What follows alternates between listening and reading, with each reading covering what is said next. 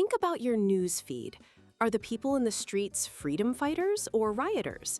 Is a politician's change of plan an improvement or a disruption? The words chosen for you carry an invisible weight.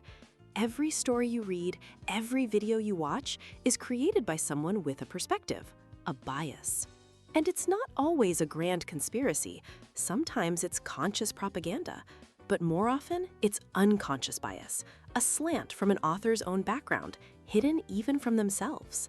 The myth is that a story can be perfectly neutral. The reality is that every truth is told with a slant. The trick is learning to see it. Look for what's missing. If a report on a factory fire only interviews the CEO and not the workers, that's bias by omission. The silence is part of the story. Notice the framing. A headline can scream, "Economy stumbles," or calmly state, "Economy stabilizes," using the exact same data to create panic or reassurance.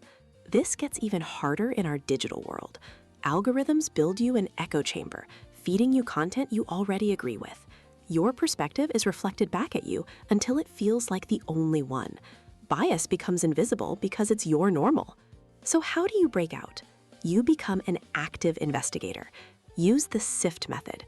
Stop. Check your own emotional reaction. Are you outraged? That's a signal. Investigate the source. Who is behind this? Find other coverage. What are different sources saying? And trace the claims back to their origin. Becoming a critical reader is like waking up. You stop being a passive consumer of information and start being an active analyzer of intent. Once you see the threads, you can never unsee them. Stay curious, stay skeptical, and always keep your eyes on the lens.